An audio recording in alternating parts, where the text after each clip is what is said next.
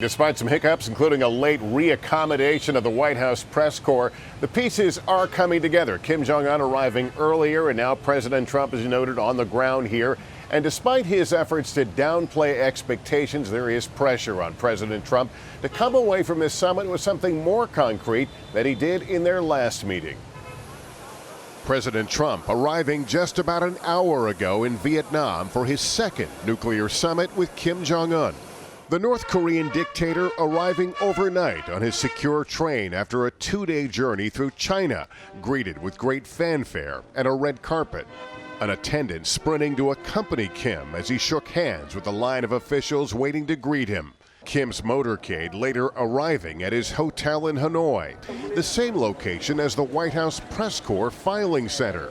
Vietnamese officials abruptly announcing the filing center was being relocated, causing some confusion. Among those joining Kim on this trip, his younger sister, seen on Japanese media holding a crystal ashtray for him during an earlier smoke break. Before leaving Washington, the president expressed optimism about the upcoming meeting. I think we'll have a very tremendous summit. We want denuclearization, and I think he'll have a country that will set a lot of records for speed in terms of an economy. The top U.S. goal at the summit, get North Korea to freeze its nuclear and ballistic missile programs. In exchange, the U.S. could offer incentives to North Korea, including a joint statement formally declaring an end of the Korean War, diplomatic interest sections, and sanctions relief. But those goals could collide with reality on the Korean Peninsula.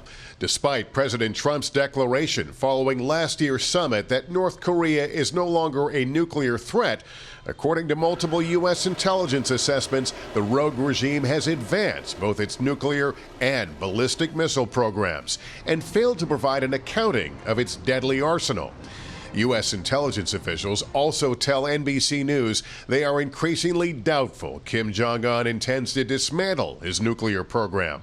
Democrats pointing to the lack of progress since the first summit. No one wants another summit that's more about optics and photo ops than progress. The president has tried to temper expectations, saying he's in no hurry for the regime to prove it's abandoning its weapons, pointing to the halt in missile tests since late 2017. I don't want to rush anybody. I just don't want testing.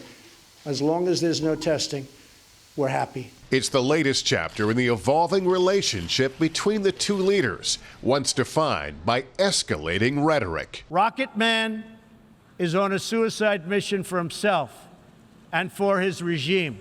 There is great enthusiasm over this summit here in Hanoi. The people are displaying U.S. and North Korean flags, and there are crowds on the streets, all hoping to catch glimpses, sightings of the two leaders. Savannah, we'll send it back to you now. All right, Lester, of course, we're going to have the very latest special edition NBC Nightly News. Lester will anchor live from Hanoi tonight.